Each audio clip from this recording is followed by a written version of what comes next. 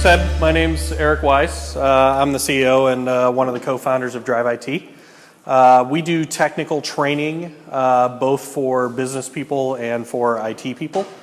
And actually one of our best-selling products right now is something we're calling data literacy, where we go in and we teach business people how to work with data, how to self-service their data needs. And this talk is basically about the changing landscape of IT and data. We spend a lot of time with CIOs, we spend a lot of time at Gartner conferences, we spend a lot of time forward-looking into research and where the field is going. And big data is really poised to kind of change the way everybody does business. And companies, it's time. With the cloud, with the price of computing, with the price of storage coming down the way it has been, it's time. So every decade, throughout my career, there's been a lot of changes. Personal computing back in the 80s really changed the game. Then we had the internet, then we had Web 2.0, then it was the mobile thing. And today it's big data. And each one of these shifts kind of disrupted and kind of changed the way we do business. I mean, just from a matter of the internet, I mean, come on, who goes to the mall anymore during Christmas season? You go on Amazon, you order your packages, they show up, they'll even gift wrap them for you. That's a big shift. And the thing about personal computing that I like to kind of put forward, I don't like to date myself, but I'm going to date myself right now. My generation was the first generation that really had computer labs in the high school classroom. And there was a big push at that time. Everybody had to learn how to type. Everybody had to learn how to use a computer. And these days, if you're a business person and you're hiring for a white-collar position and somebody walked in the door and couldn't type, you'd laugh them out of the building. Like, it's become that pervasive that computer literacy is a requirement now to work in a business. And and the shift is coming. It's going to be the same thing when we get into data, that if you are a business person, it's already happening in the marketing field. Is anybody in here working marketing? No? A couple people. So marketing, analytics, Google AdWords, everything about marketing and digital marketing is based around data and these analytics and tracking your click-throughs and tracking your customer engagement. And it's quickly becoming a thing that if you're in marketing and you don't know how to work with data, probably in 5 years you will be unemployable as a marketing person in the modern world. So these shifts are kind of happening. But the thing that's a little bit scary for a lot of businesses is that the time between these shifts is shrinking. So data's the next shift. Big data, machine learning, data-driven decision-making, artificial intelligence. These aren't really new terms. Everybody's heard about these things for the last few years. But what's happened is that it's cheap. All of this cloud technology, all of these app services, they have made things incredibly cheap to track. And you can't manage what you don't measure. And that's kind of the theory that's happening in all these businesses, is that measurement right now is both easier and harder than it used to be. It's easier because you can just spin up a cloud server. I can go on Amazon AWS and I can get terabytes of storage space to store my data. Just put in my credit card, they'll charge me like $50 and I've got more space than I've ever had in my entire life. I can go on to Azure and I can set up cloud computing and I can run a service up there and it'll spin up, it'll charge me for my CPU cycles, whether I'm doing databases, things like that. Very easy to do, but it's also really difficult. Because now I have more data sources than ever before. I have my cloud data sources, and that's kind of what Bezlio is in the business of doing. You have your Salesforce data, you have this data, you have that data. It's all over the place, and to make use of it, you have to bring it together, you have to combine it, you have to analyze it, and you have to be able to do that effectively and efficiently so that you can make decisions faster. So one of the things I tell companies when I'm hearing them about their challenges, particularly when it comes to data, is that there's really two ways that you can be successful as a company. The first way is that you can go forward and you can innovate and you can invent the future. That is a high risk, high reward play. And it's really not appropriate for the bulk of businesses. You have your software companies, your tech companies, Google, Amazon. Those are the guys that are going forward, and they're kind of inventing the future. The rest of us that are already in business and kind of competing with our existing clientele, their way to be successful is to be a little bit more agile and a little bit quicker to the punch than everybody else in your space. So you need to detect market trends before your competitors do and adjust and respond to those trends faster than your competitors. That is the much easier way to remain relevant and remain successful in your business. Not saying you shouldn't invent, but it's hard, and it's expensive, and it's risky. So you can't measure what you don't manage.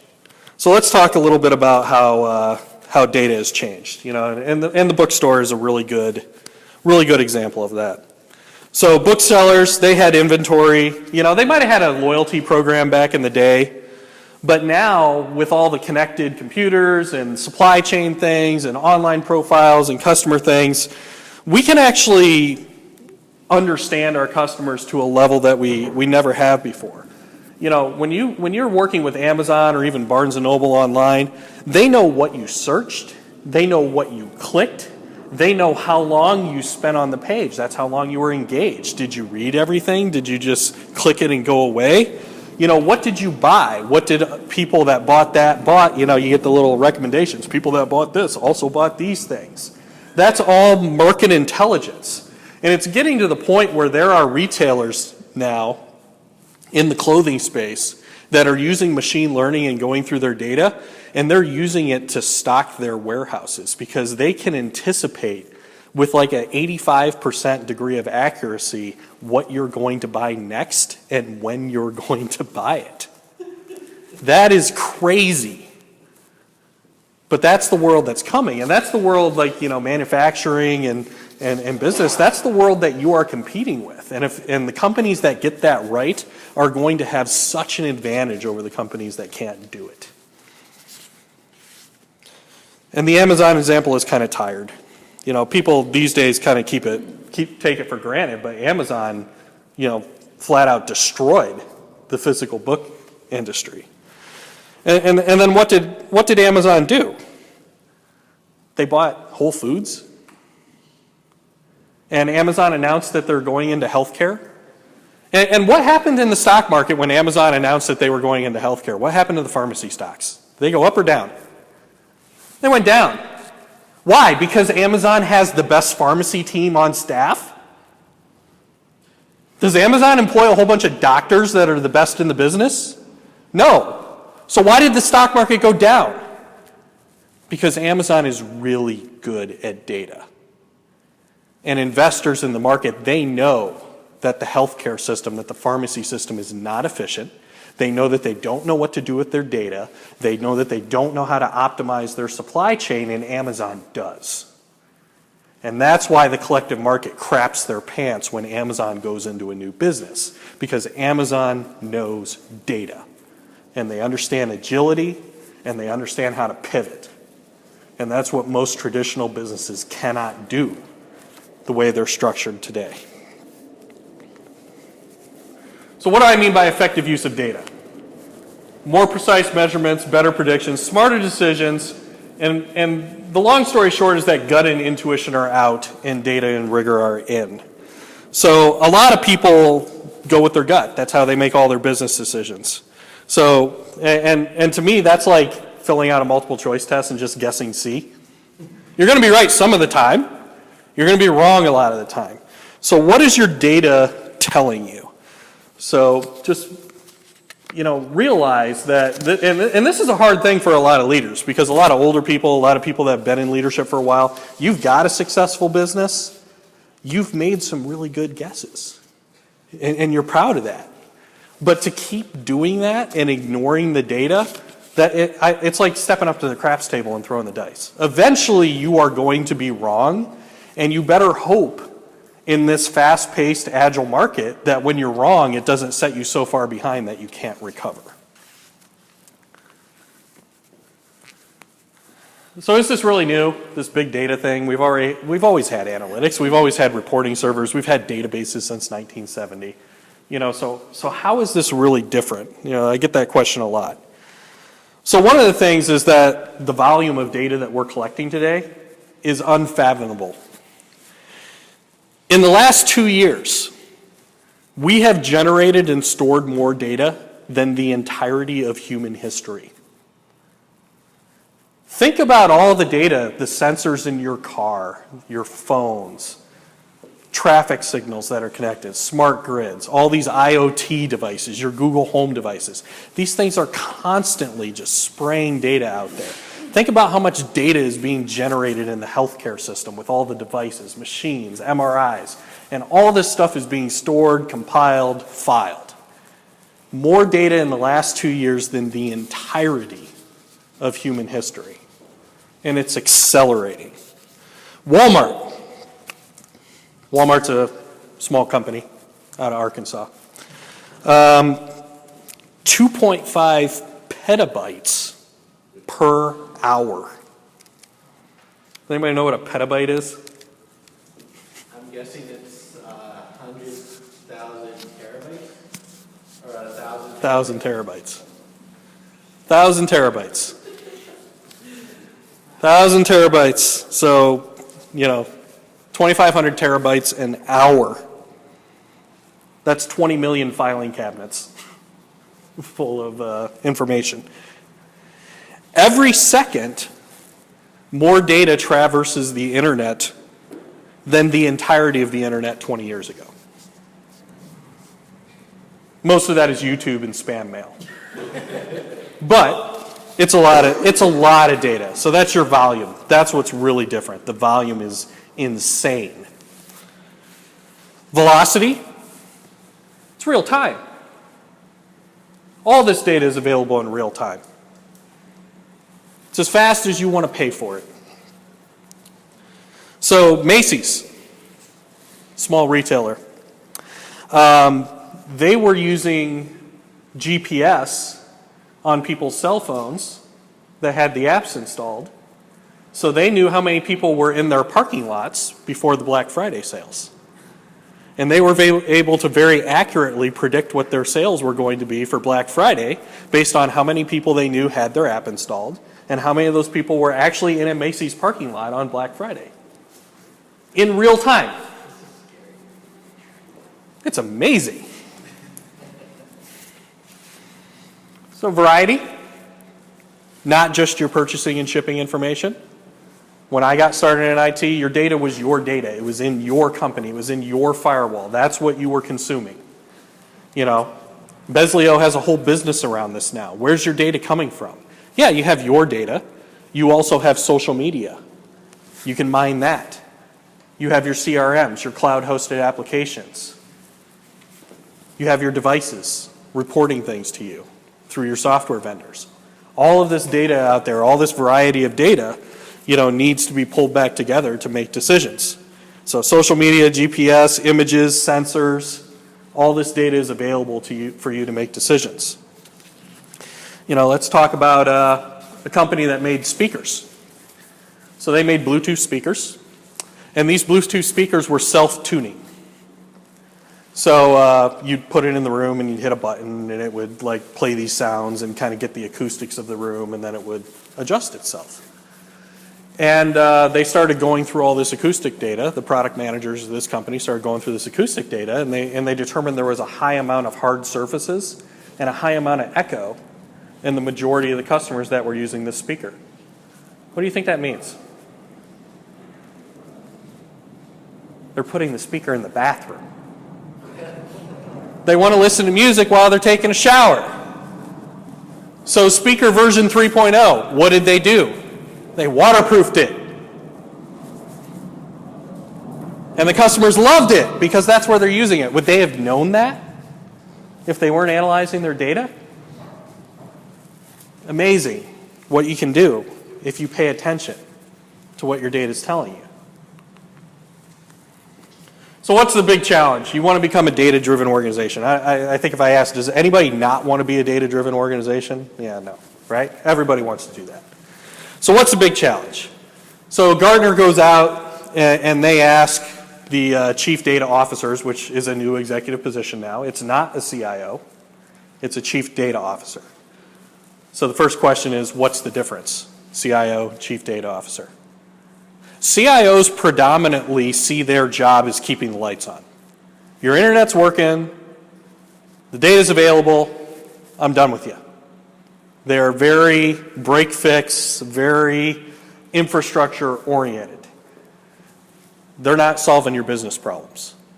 Chief data officer is in charge of your data, making sure that your information is treated as an asset and that you're getting use out of your data. So they build teams of data scientists, business intelligence people. That is a whole separate function in the modern company that is separate from IT. They work with IT on the governance side because you have to protect the data and make sure it's secure. But a lot of big companies and a lot of research people are saying that IT is not where the data function should live. IT services the data function. It does not own the data function. That is a key difference. But people are the biggest challenge. So they surveyed these data officers and they said these are the top 3 roadblocks stopping companies from making use of their data. So the first one is culture challenge. Does anybody work in a company where people resist change? Right? It's scary. So resisting learning. But going back to my computer lab example, does anybody in your company want to be the only person who can't type? Who wants to be that person? So who wants to be in 5 years the only person in the company who doesn't understand how to work with data? You don't want to be that person. You're not going to be very useful. You're not going to stay employed. Poor data literacy. So you're democratizing the data, you're making it available, but you've got a whole bunch of people that don't understand how to work with data. They don't understand statistics, they don't understand means, medians, modes, they don't understand bias in data. Because just because you have data doesn't mean that it's good data. It might have bias in it. You might not have a significant sample size. You need data skeptics in your company who will listen to the data if it's correct, but they need to ask the right questions as well. You don't just, the future world is not the machine learning or AI algorithm spits out some things and you say, oh yeah, I'm just going to do what the computer tells me to do. Yeah, no, that's not how it works. And the lack of relevant skills on staff, because just like 30 years ago when the personal computer became a thing, everybody had to learn how to type. Well, everybody's going to have to learn how to work with data. That's the future. And IT is not ready. So, here in this region in Northeast Ohio, the burning glass data, we work with Connexus, we work with employment firms. They say in the next 2 years, we're going to need 400 data scientists. Do you know how many are coming out of the colleges? 20. Big problem. Has anybody tried to hire a data scientist? You can't. You can't. Unless you have a basket full of money that you're just going to deliver to somebody. And then you might get them for like 9 months. So big problem. The rise of data means the fall of Hippo. Do you guys know what Hippo means? It's the highest paid person's opinion. So executives or consultants. The question we have for leadership when it comes to data is, okay, you want to be a data-driven organization? Yeah, I want to be a data-driven. Okay, you want your people to understand data? Yeah, I want them to understand data. When the data disagrees with you, are you going to allow yourself to be overruled by the data? Ooh. That is a huge culture challenge for organizations, to where you are going to have your leadership knee-jerk and the data is going to say something else. And you as a leader, you have to let that data overrule you, or you are sending a message throughout your whole organization that your information is not actually that valuable, and it's not going to shape you, and it's not going to change anything. And that leads to depression and hopelessness and the best people leaving your company. So that's the culture shift. You're a leader. Ask the right questions. What does the data say? You could start this right now. You could start changing the culture in your organization just by doing that. When somebody comes to you and you have to make a decision about your company and how it works, what does the data say? Do we have any data that would help us make this decision? Just ask. Maybe you don't. Okay. But then the next question is, can we get it? If we don't have it, where can we find that data? Is this data valuable? Is this something we should be tracking? If you do have the data, then your next question is, where did that data come from? Do we trust that data source? What kind of analysis did we do on the data? Is it valid? Is it significant? Is it good data? AOL, they used to do a customer survey after every call, and they were making decisions off that customer survey. Only 8% of their customers filled out the survey. Should they be making critical business decisions on 8% of their customers? Probably not.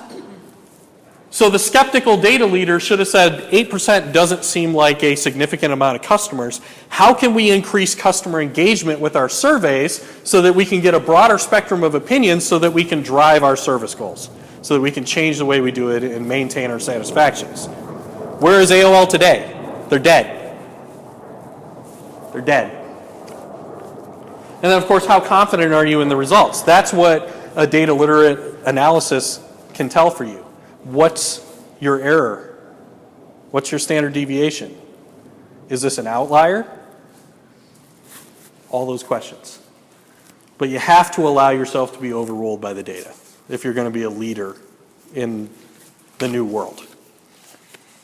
So the interesting thing about data literacy, here's the definition. This is a Gartner definition that I kind of like. It's the ability to read, write, and communicate data in context. That includes understanding data sources, structure, analytical methods, and the ability to map those methods to use cases that result in value. Your information is an asset. You know what's interesting about this definition to me? What in that definition belongs to IT? Nothing. This is not an IT skill. Again, IT's job is to make the data available to you. IT's job is to not interpret the data for you. They don't want to understand how your process works, and usually don't. I mean, does anybody in here who works with IT people, do you feel like the IT people actually understand what you do? As an IT person, it's my job to understand what they do. Good IT people. So, not an IT skill. But this is going to require a massive reskilling of our business people. Computers are useless. They can only give you answers.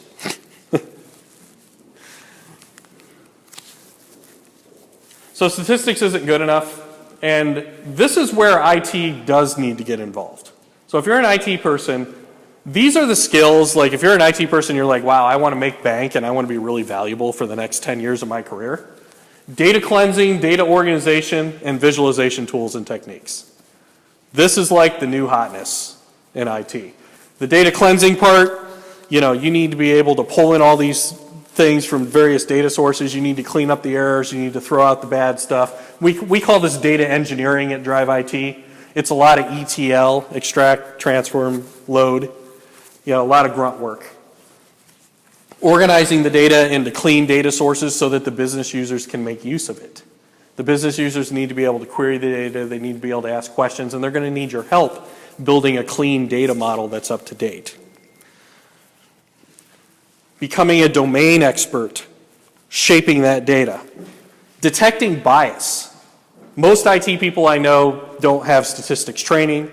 They don't understand bias and being able to smell that and understanding that correlation is not causation. We'll get into that a little later. So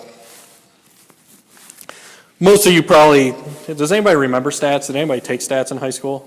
Do you remember it? I mean, you got one guy? Two guys? Yeah. So one thing that was really interesting to me at the last big conference I went to, research conference, a lot of higher education, a lot of high school education was there. And the argument was being made that the new data-driven world, that when we went to high school, what was the pinnacle of math? Calculus, right? That was the top math class, right? There's an argument now that stats should be the top math class in high school, just because of machine learning, data intelligence, AI, that statistics is going to be more relevant to the top math people than calculus is. I don't know if I agree with that, but that's what they're saying. The other interesting thing about the data science world is that a lot of it is open source. A lot of it runs on Python, a lot of it runs in R, there's a big community, you can download all these bits. But what that also means is that there's very few formal certifications. So it's very hard to go out and get a accredited certification in some data science tool because the whole thing is community driven. So that's good and bad. It's good because it's cheap. You don't have to pay for all these tools and things like that. It's bad because now it requires mentorship. It requires being engaged in a community. There's a lot of effort in finding those resources. So it requires a lot of honesty and digging and stepping outside yourself and embracing that community. Democratizing data is the future. So this is the whole key point of the presentation. This is the world at most businesses today. You've got IT as a gatekeeper. They control all the data, security, apps, and infrastructure. Business requests information. IT responds with the information. In the new data-driven world, where we're crunching all this data and we're trying to maximize agility, the business needs to come in. They need to understand data and security. They need the data democratized. They need direct access to the data. This freaks out a lot of IT people because you need to open up your data lake. You need to open up your data warehouses. You need to open up all your feeds, your Salesforce subscription. You need to open them up to the business people so that they can make real-time decisions, so that they can really understand the data and how it's structured. Because ultimately, there's too much of it and it's too fast, and there's not enough IT people to do it. You don't want to be the IT team that is solely responsible for answering all the business questions whenever they have those questions. That's not your job. That's the business people's jobs. But then since they have direct access to all this data, they got to get a lot more savvy about security, especially in spaces like healthcare, banking, and finance. You can't have that data hanging out on people's laptops unsecured, and then the government employee for the Social Security Administration leaves the laptop with all the customer records in the back of the taxi, and it gets on the Wall Street Journal. Like that whole security education needs to happen. And that's where IT really gets involved, is in the governance of that. Some organizations, this is a huge challenge because the IT team just wants to say no. No, you can't have your data. That's so wrong-headed. It's very wrong-headed. So let's have some fun. So lies, damn lies, and statistics. Let's talk about some common misinterpretations of data. So this is what non-data savvy people fall for and the problems that they have. So the first one is assuming small differences are meaningful. So this chart goes from 3 to 3.5. The first question you would ask, presented any chart, is what's your margin of error? Any analysis, what's the margin of error? Because if the margin of error is less than 0.5, or greater than 0.5, these are effectively the same. You can't tell. So don't be fooled by that. Trusting coincidence. So I got Nicolas Cage here. Everybody's like, what? Nicolas Cage. This is the one that wakes you up. So Nicolas Cage, he's a public safety hazard and he needs to be stopped. I can draw a positive correlation between the number of movies that Nicolas Cage appears in and the number of pool drownings in the United States. Correlation is not causation. You can correlate lots of things. Causation, not so much.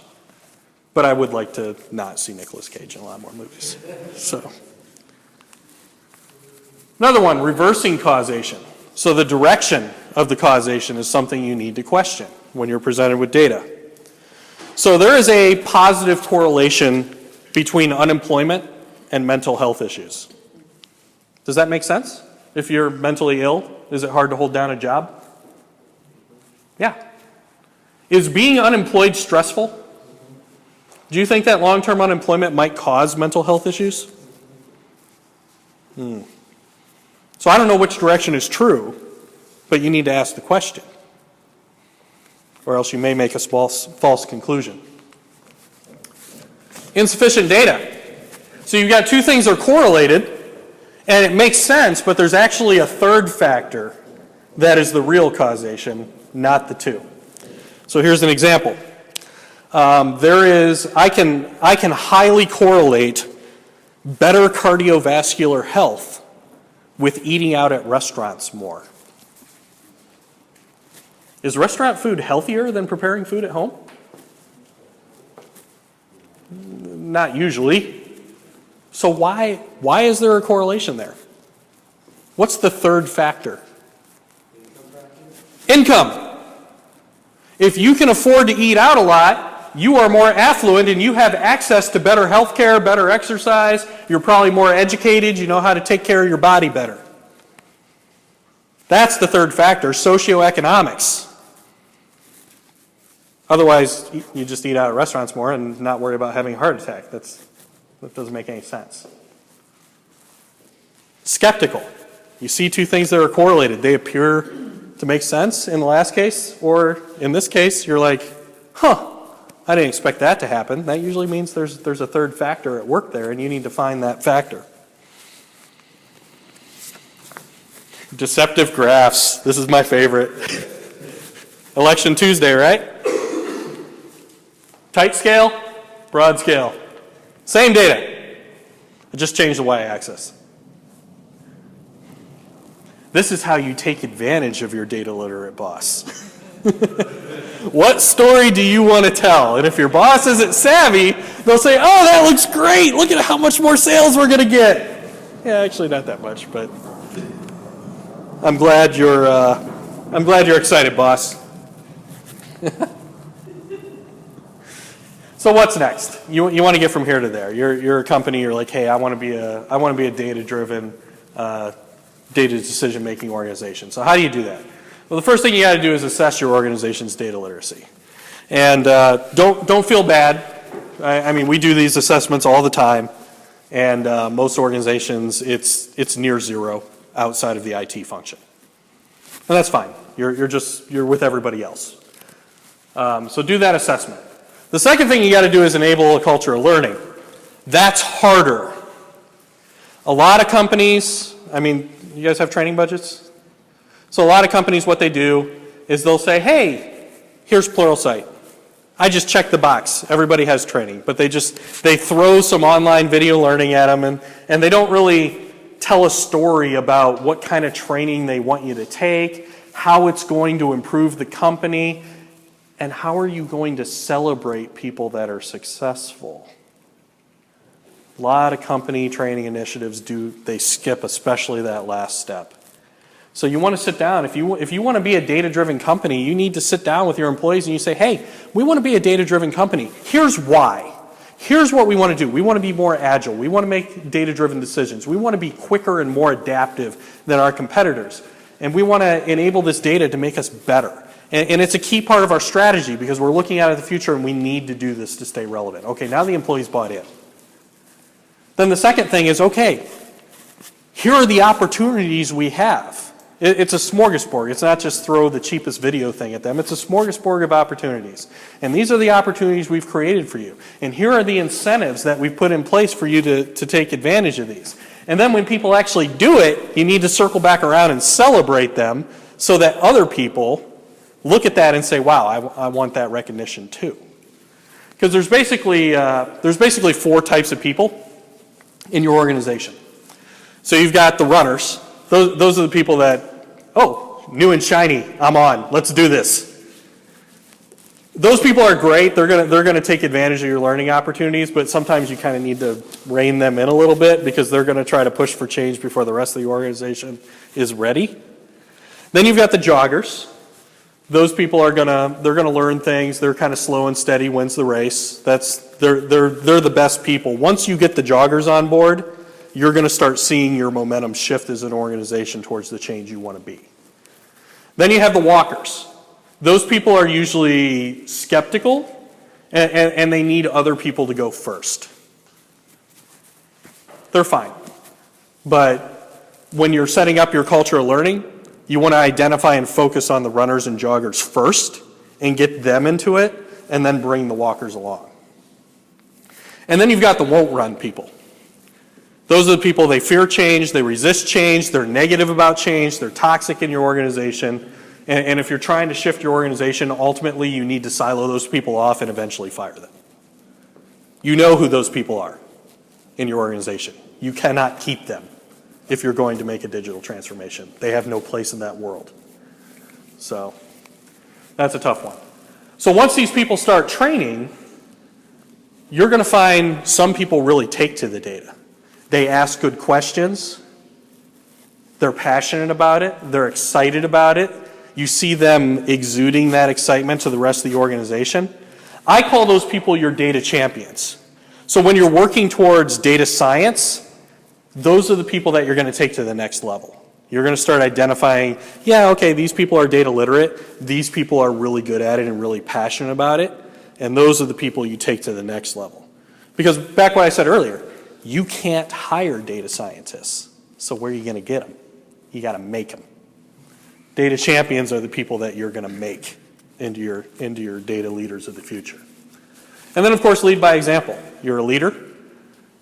Embrace the data.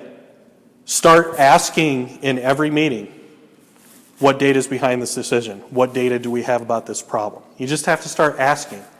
And then when the data does disagree with you, let it overrule you. That's the best way for you to demonstrate that you're on board, that this is really important to you. And that's going to be the biggest challenge, like I said, to existing leaders. Is you want to be a data-driven culture? Well, then you got to let the data take charge. You can ask, you can be skeptical, you can challenge the data. But if the data answers and it's sound, you got to let that overrule happen. Questions? Do you think that, like, for most business leaders, like, should they be taking a refresher in statistics? Yes. Yes. For the people that don't raise their hands kind of thing, like, Yeah. Yeah, so you know what? There's a couple names for what's happening out there. The most common one is this thing called digital transformation. Have you heard digital transformation being thrown around by research paper consultants? It's basically digitizing all your processes, digitizing all your data, and then making sure that that data is pervasive throughout the organization. Because the old school way of constructing a business was silos. You had your operations silo, you had your sales silo, you had your finance silo. And really what the modern organization, we've started doing this with agile teams a little bit, where we're mixing the teams now, but the data has stayed siloed. So we need to democratize the data, break down the silos, and get everybody working together, because your process improvement, the accounting team may drive process improvement on the factory floor, because they're aware of something, some cost, something that the factory floor is not aware of. And the only way you're going to get that conversation happening is to democratize that data and break those silos down.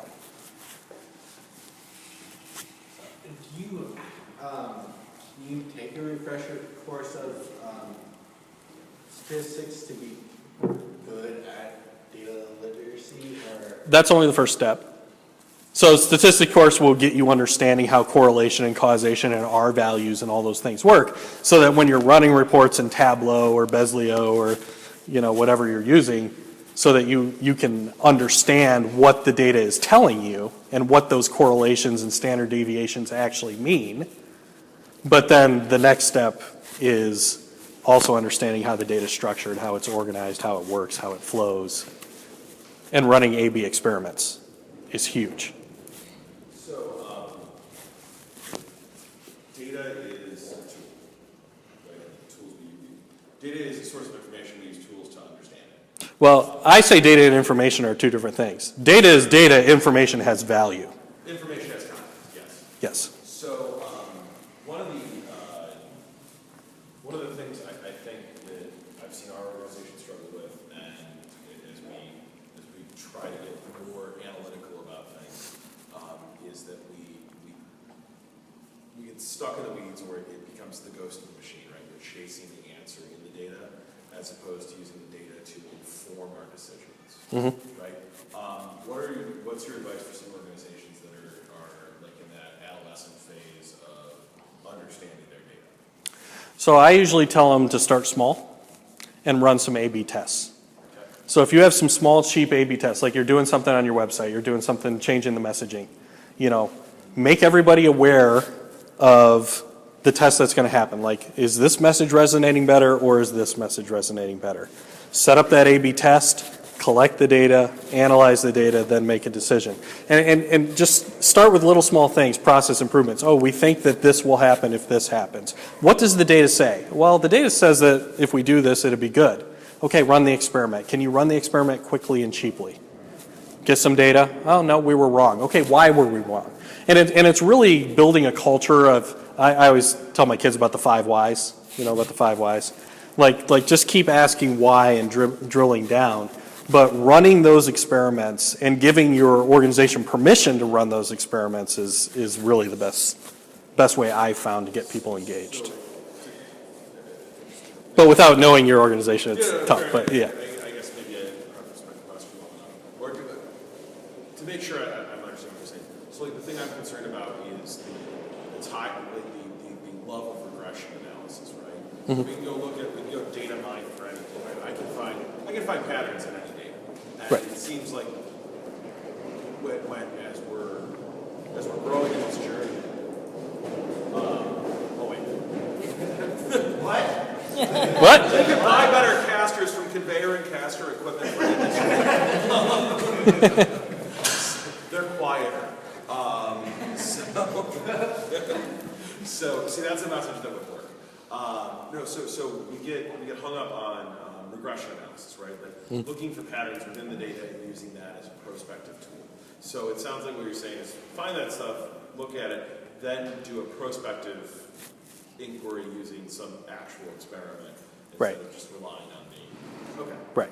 Well, and oftentimes just diving into the data and running regression analysis is because if you don't have a question to start from, if you're not really, you're kind of like one of those ESPN statisticians that's just like, oh, well, this is something that's really neat, but that's not really useful.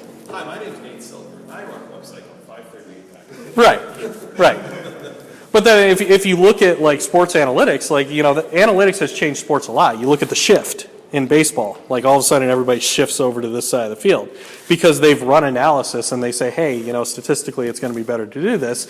And then what did they do? They did it in the game, they measured it, they run the statistics again, and they say, oh yeah, this is actually really effective, and now everybody shifts. Back in the day, NBA, jump shooting teams can't win titles. Right.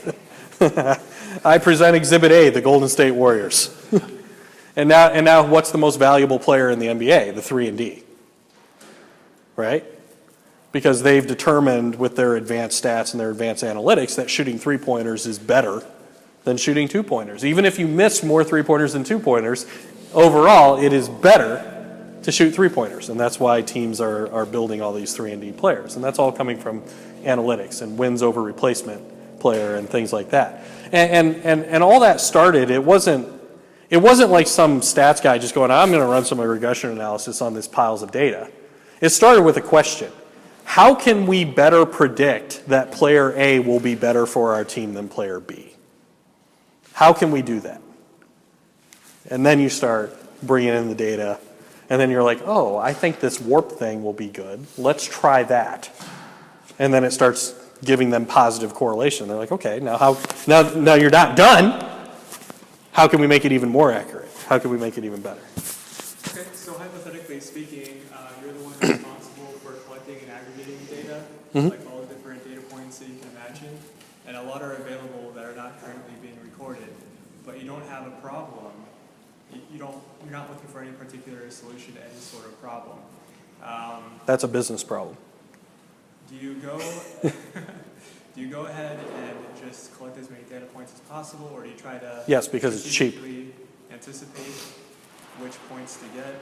I collect it all because it's cheap. I mean, if you're an established business that's turning a profit, it's so cheap to collect all the data that you might as well. You might as well. You can always get rid of it later, but you can't get it back. Do you think that larger organizations right now are leaning heavier into data-driven decision-making and data literacy versus like in the small organizations are kind of catching up to the new reality?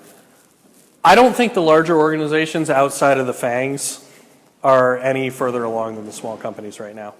In fact, I won't say I don't think, I know that they are, because that's what we do. We train people. And you know, we're talking to one of the largest healthcare providers in Northeast Ohio, and their CIO says, we are drowning in data. I've got mountains and mountains of data and nobody knows what to do with it. And again, that's a business problem. IT isn't going to figure out what to do with that data. You need business people that are trained to say, hey, I've got this data available. What questions do I need to ask? What's causing pain in my business? How can I be more effective? Or what takes me the most time out of my day? You know. Follow up with that. How can DriveIT help people with that? Oh, don't do that, man. Don't do that. We're a training provider. Move on. I'm not here to sell. I'm not here to sell. We have a data literacy certificate that walks you through understanding data, structured data, and then some basic visualization. It's in partnership with Baldwin Wallace. It's a certificate program. You can put it on your resume. And that's launching Q1 2019. So I'm done pitching now. 2019, Q1. So. If you do have like some data organization people in your organization, where do they sit in terms of with the business? With the business. With the business. The CDO does not report. The chief data officer reports directly to the CEO. He does not report to the CIO in most organizations. And those business analysts, they usually sit in the conflux of the most important parts of your organization. So if you're a manufacturing company, he's probably sitting with the ops people. So you brought up the shift and how like the shift in baseball affected. I read an article on ESPN that stated, well, the shift takes away scoring from player A, but it causes like a play that usually is an out to be a base hit. Like, correct. So cause and effect of your change, do you follow that data to see if you're actually effectively gaining anything? Or? Well, the question is, do they get more outs than hits after they make the shift change? Sometimes yes. And sometimes it's situational. Like if you're guaranteed a hit, they don't always shift the same way at the same time. They have crazy, okay, so let me tell you about Formula One. You guys know Formula One cars over there in Europe? They have over 200 sensors in a Formula One car, and the average Formula One team has 35 data analysts in real time analyzing that data during the race. During the race, and when they pull into pit, oh, there's a little more wind resistance today than we thought. Okay, let's that little flap. Or, oh, your brakes aren't performing well. Let's look at that. And 35 data analysts in real time analyzing sensor data on a Formula One car. And that's why you can't find any to employ. Right. Well, the FANG, the Googles of the world and stuff are just gobbling up. I mean, look at what happened in Pittsburgh. Carnegie Mellon, one of the top computer science programs in the country, machine learning, data science, AI. Uber moved in, Google moved in. What happened to Carnegie Mellon? They lost a lot of their staff. They went in and they just ate up all that talent. So one of the things from the individual perspective is concerning with democratizing data or delivering data to the decision maker themselves is confirmation bias. Yep. Count the hits, skip the misses, right? We all are drawn to want the thing we want, right? Yep. What are some ways you've helped coach organizations to recognize that early, and what steps should they take to prevent it once they see it? Right. Well, and that's a whole part of the training is bias, and recognizing bias and embracing bias, and it's actually when you put together a plan with a data literate team. Here's how we are going to work with our data. Here's the process, and it's one of the checkpoints on the checklist. Like, hey, we have this analysis we're going to run. Okay, we're going to run this analysis. Why are we going to run this analysis?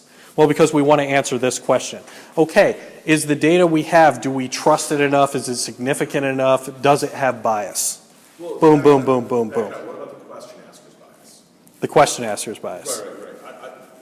We can academically discuss bias within data. Your point about AOL with the 8% response rate on their phone surveys, that data could be valid, it could not be. Right. It depends, right? You're going to have probably have a highly polarized data set, people who are fans or detractors, right? Probably not nobody in the middle, right?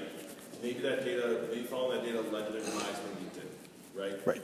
But when I as a manager am now looking for answers, how do organizations prevent, or how would you recommend organizations prevent or identify maybe when leaders are using data to reinforce their own views as opposed to challenge those? When you have a cross-functional team and you don't be a hippo. Because that's right when it jumps out. It shouldn't be it should be your team that is going through the data and answering all those questions. Same group thing we should be doing. There should be a group that it's doing, yes. And in the case of an organization like a manufacturer, if you're looking at some data involving your manufacturing process, there better be ops people in that room, there should be finance people in that room, there should be, whatever that cross-functional team is working on that process, they should all be doing that. It should never be one person just doing it. Because that's how you eliminate biases with diversity. But it's like one of the things that shocked me about it is that we took the science out of computer science, it just became computers. And instead of looking at it, it's I think that the foundation to it is always testing things that are testable. And that's what it's I challenge a lot of the team with is you don't just try to do something for the sake of doing it. It's unless you can come up with some way that you're going to test that end result, then what are you really working toward? Right. Versus looking at something like that, it's like you said, it's if you're worried about bias, a good way of testing your bias is coming up with a good experiment to see all right, well, the 8% side of things, then how are you going to verify that? Well, you could do random other polling, you could use other statistically significant ways of testing it to see if that data is actually valuable too. Right. Agreed. And I think one of the concerns I love that mentality, and I think back to your earlier point though, you said taking science out of computer science, taking science out of data science, right? Right. So or the istics out of stats. I like that. I was stretched. But where do I send the royalty check? the CLE category. So what it's the resistance to, it's finding, when we democratize data and allow especially managers or leaders to find data, I think one of the biggest challenges we might face is finding that piece of confirmatory evidence and shutting down discussion. I get hippo, but we also get into group thing too, right? Even within a group, where we all agree that it is best for this organization to do this, right? Or that we have a common and unified goal, or however we want to put the mask for groupthink.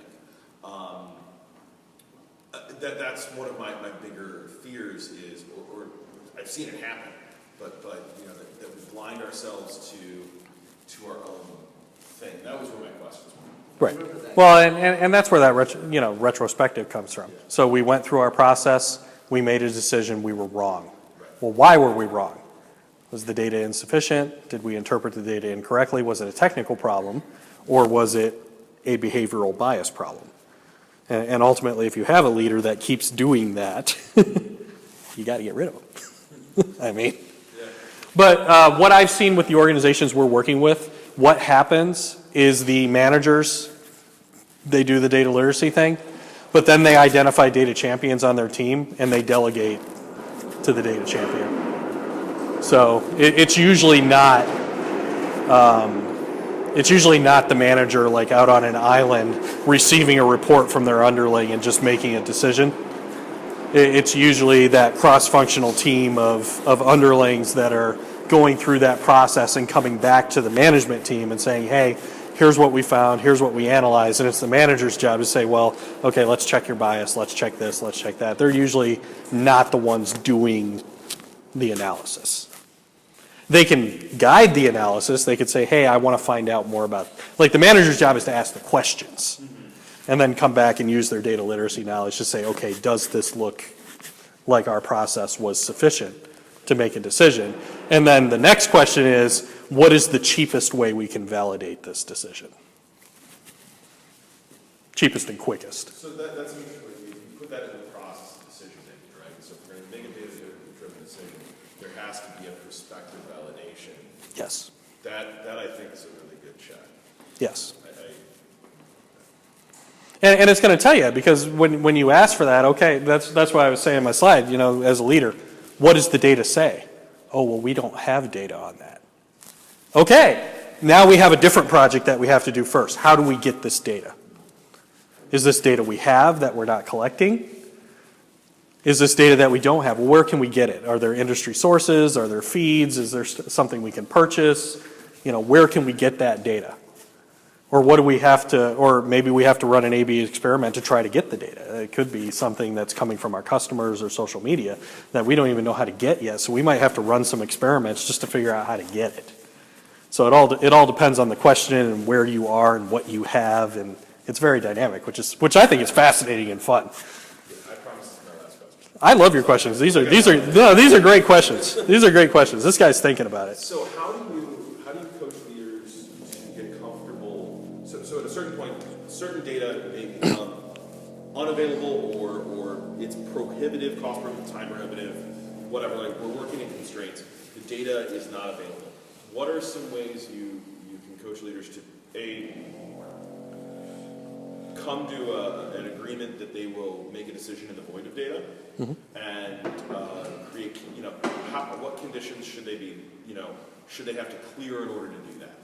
So it's the same as, should my manufacturing company invest in a new machine that will be more efficient? Is the value of having that data, is the perceived value of having that data justify the cost?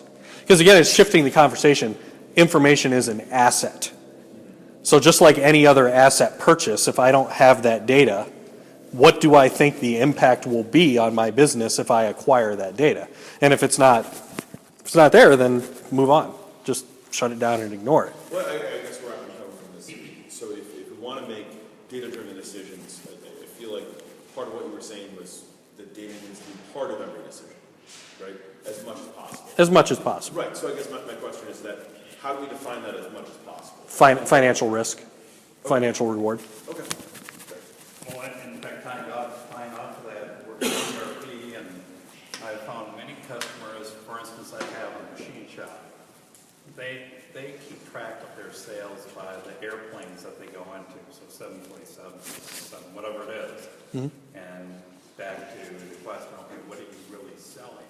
You're not selling airplanes. You're selling large parts, small parts, high precision parts. That tells you the types of machining centers you should be buying.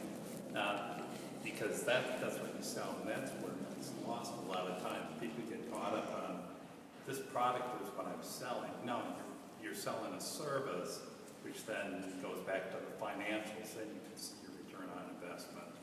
Or do I need a larger mill or whatever? Right. Right. Other questions? This is like a really, really broad question. Okay. This is a really broad answer. That was. Vague answer. This is a really vague answer. Good answer. Maybe. Maybe. Okay, so how do you compete with the tendency in organizations to provide anecdotal evidence as fact? That is the number one culture challenge. How do you combat the tendency of people to use anecdotes as evidence? And that is a culture challenge. That is not a technology challenge. That is a culture challenge. And it takes a leadership team that's willing to step up and say, well, what data do you have to back that up? Oh, well, I don't. Okay, well, Where can we get that data? Oh, well, we can't get that data. Well, then, no. Those sort of data at them. Yeah. Yeah. One sign I wanted to put up in our management room, or in our training room, is the plural of anecdote is not data. Exactly. Here's another royalty check. He owes it to someone else. So, but I mean, the digital transformation thing. I mean, like I showed you that slide with the Gartner data surveying all those leaders. I mean, the number one problem is culture, because you have those people that want to use anecdote, they want to make gut decisions, they don't want to spend. They're already busy. They don't want to spend extra time on this. I just want to make a decision, get this box checked, and go. Well, hopefully they're lucky or really intuitive, because eventually it will bite you. So. What you're suggesting, and I think I've heard a lot of people I listen to sports radio and stuff like that, and I hear a lot of these old players saying these new sports analytics are just strictly going by the analytics, and they feel like their analytics are taking the human aspect out of it. Mm-hmm. What you're suggesting is making more informed decisions, pretty much. Like, data is informing you on what is actually happening, and you're just... And what is likely to happen in the future. Likely. Nobody knows 100%. We just want to stack the odds in the favor of a positive outcome. So. Sounds like the weather. Yeah. Exactly like the weather. Yeah. Yeah. I mean, nobody, I mean, I'm not going to stand up here and say, oh, well, if you become a data-driven, digitally transformed organization, that you're always going to make the right decision. No. You are going to make wrong decisions because you will misinterpret the data, or something will happen out there that changes the game that now makes it the wrong strategy. But being able to detect that, adapt to it, admit it, face it, embrace it, that's the culture that keeps your company in the black.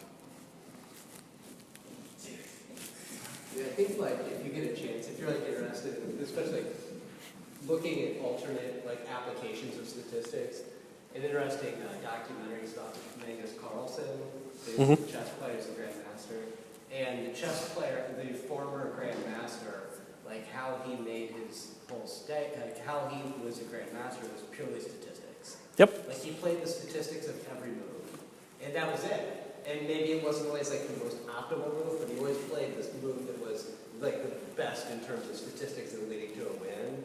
And it was just, it revolutionized the chess world. It changed how chess was played. Because what he did instead is he generated data. He had computers that played game after game after game after game, analyzing, what the optimal move is in each of these conditions.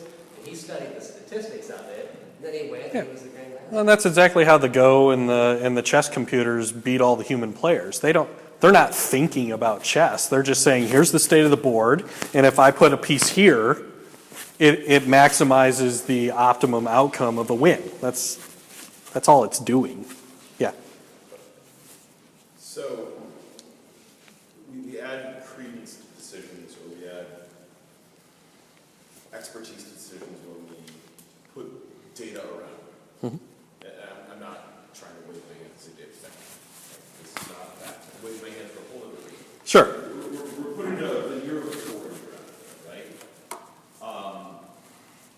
And I think that one of the things I've observed is decisions that were informed by data become more tied, or people generate, people assume that authority in that decision. What are some challenges, or what are some ways that you can help organizations, or we can help our organizations understand that just because we informed it by data, to the point about the sports, right? So all the teams start going right on the field instead of left or whatever, right? At a certain point, that becomes less effective because the defense will adapt, right? Right. Right, or the chess move, once everybody starts doing it, people learn the defense too, right? It would hold, right? Right. So what are some ways that organizations can learn to let go of their emotional tie, right, to these decisions? So that actually goes directly back to what I was talking about earlier. There's like two ways a business can succeed in the new world. One is invent the future, and the other one is be more adaptive and quicker to respond to changes. And if you're an organization that's doing data literacy and embracing digital transformation correctly, that's one of the values you're espousing to your employees. We always want to be on the lookout for the next shift. And when we start seeing data that is indicating that next shift, we want to get in, we want to run experiments as quickly as we can, and we want to respond to those changes faster than our competition. So it's like being really clear from a culture perspective up front. We don't have emotional attachments to the data. The data is informing us, and we know that the world is going to change, and we want to be first to see that change. So, what if, for example, manufacturing, take manufacturing. What if you see a shift changing in like California, and you see all this data and you're like, yeah, let's do it. But it's Sometimes the right move that the data is telling you is do nothing. We're aware of this now. We've seen this. We're going to keep an eye on it. And if this, and this happens, we're going to start running experiments. Just because you see something doesn't necessarily mean you do anything. Doesn't necessarily mean you do anything. So, but that's where this whole skeptic thing. I mean, it's really hard. It's really hard. I mean, I'm not saying you come to like DriveIT's data literacy class and all of a sudden your organization is just making data-driven decisions and you're off to the races. There's a culture aspect. There's a technology. Like, can you even can you provide the data? Do you have a tech team that can actually set this environment up for people? You have the culture that the people want to embrace and want to do it, and then you actually have the process. Do you have the discipline to follow the data-driven process? And that's why when I'm in talking to companies and stuff, I mean, I want to meet with the leaders right away, and I want to say, are you going to do this? Because if you're going to half-ass this, you're going to spend a lot of money and you're going to fail. I'd rather see you not spend much money and fail 5 years from now. But yeah, got an hour? So there's an interesting intersection I'm thinking of. So most of us work in, or a lot of us work in B2B organizations, which B2B sales tends to be seen as an art or a craft. We refer to them as heroes, cowboys. They're the rainmakers, whatever, right? And there's a really interesting intersection between IT and sales, right? So we're trying to help inform a relationship with data, but we're also trying, the organization coaches that these are these independent, talented, and none of these words are wrong, right? But we treat them as people on a pedestal, right? And so they're hired for their skills and talents. What are some ways you've seen organizations broach that like craft part of their business, whether it's sales or in other organizations where I'm going to say graphic design with creativity or something, right?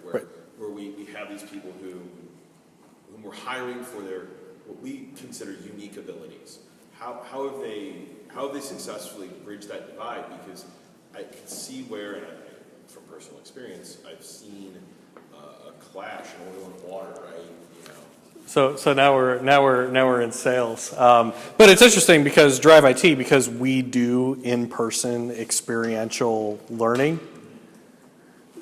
I have four types of customers, and I have a little quadrant. I have four types of customers. So the first type, and you may have these two as businesses. So the first type of customer is cheap. They want the lowest price, whatever they're buying, they consider it a commodity. Like in our world, like that's a Pluralsight subscription or some kind of lynda.com video learning thing, and they just want cheap. I don't spend any time on them. I don't want to do business with them. I'm selling Bentleys. I am not selling Hondas. So cheap. There's another type of customer that's difficult. So this is a customer that they're really hard to get meetings. They'll express interest, but then delay things, and it feels like you're like dragging them across the finish line, and you're trying to convince them that your service has value and that it's what you need, and you feel like you're Sisyphus pushing the boulder up the hill. And if you're selling custom crafted thing like that. You don't want to spend time on that customer because it takes a lot of your time, and then they usually don't turn much margin or much revenue. So it's a lot of work for very little.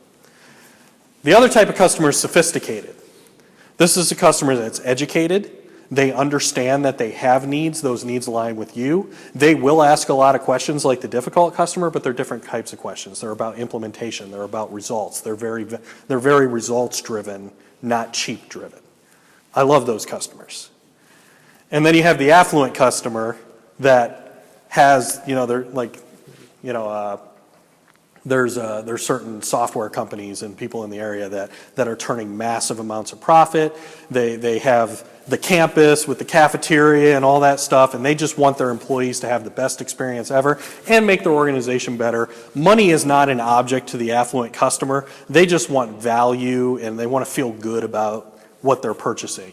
And that's my favorite kind of customer because we sell very white glove, very custom, very experiential learning experiences. So that customer is my favorite. The sophisticated customer is okay. And the cheap and difficult customers, I want to identify them up front and get them out of my pipeline. So that's where I use the data. Like I look at, we actually have things like when people say this in a sales meeting, it is an indication that they're cheap. If they say this, it's an indication. Well, and we built that with experience. I mean, we're bringing data to our sales process. If somebody says this, or somebody does this, or somebody reacts like that, we know that the probability of closing them at a margin that makes our business successful goes down. And the more of those red flags come up with a meeting, the better, So you found success like giving that toolkit to your salespeople then? Yes. Salespeople fall into this particular problem, but I think they're immune from data. But it also hits to the sports analogy. Is do you build a team for Kobe or do you build a team that wins championships? Because the reality is that a data-driven sales organization is you're maximizing your sales. You're not worried about this one rainmaker who may be exceptional at what he does. You're building a process so that you can bring the entire team that way. You're not reliant on a single person versus a lot of teams look at it and they're like, oh, this person is the best. No matter what, they're winning the deals and stuff like that. So they think that they don't need data in their sales process because they're trusting this one person's gut decisions and things like that. So. Right. And I'm very rigorous with my salespeople. We're in the business of helping people. We're a training organization. We want people to have a good experience. It's hands-on. It's custom crafted. It's by professionals. And we got all these talking points that this is a very high quality thing. This is the same as selling a BMW. I mean, we charge a lot less than that, but I'd love to charge that actually. But it's one of those things. I have to instill in my salespeople that it's okay to not sell to everybody because we're not appropriate for everybody. We are not appropriate for cheap or difficult customers. We're just not. That's not what we do. If you're cheap or difficult, go buy a video learning subscription because you're going to be hard for us to work with. We're not going to be happy. You're not going to be happy, and we're not going to turn good revenue, which makes me unhappy. And then that's just not where we want to be. So we go into a company and they're like, yes, we're bought into this. We want a good experience. We want to be able to measure what we're doing. We want the best quality training because this is important to our strategic goals. When I hear that, I'm like, okay, you are a customer I want to work with because you understand that this is important and you're not just trying to check a box in HR, we should offer our people some training. You're not my customer. You're not who I'm targeting. So having a laser focus on that target. And then the other thing I find a lot of times salespeople, I'm an engineer, so I'm not even a salesperson, but I find a lot of times I bring an engineering approach to the sales meeting. So a lot of times, if I sit down and I'm selling you, one of the first things I say is okay, I want to frame the conversation. We're sitting down today, we got this meeting somehow. We connected on LinkedIn, we had a phone call, something. Okay, we're sitting down. Here's what I want to talk about today. We're here because you've expressed interest in becoming a data-driven organization. And I just want to lead, I just want to open this up to you. At the end of this meeting, there's 3 things you're going to be able to say to me. One is yes, I want to move further down the process. One is no, I'm not interested in this service. And the third is I don't know. And I don't want you to say I don't know because I don't know in my world is usually just no, you just don't want to hurt my feelings.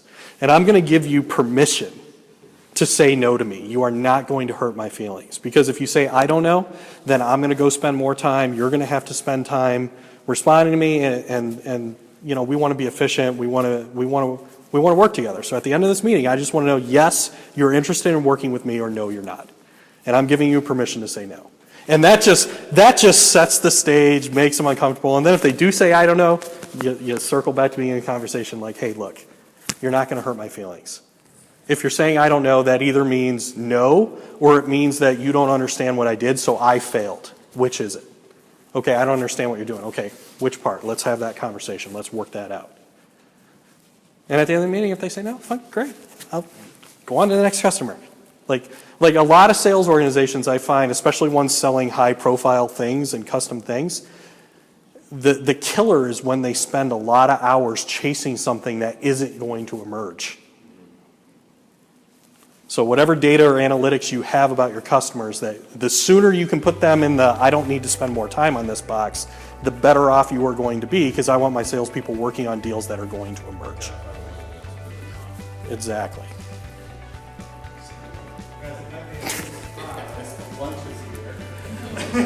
Let's all give Eric a big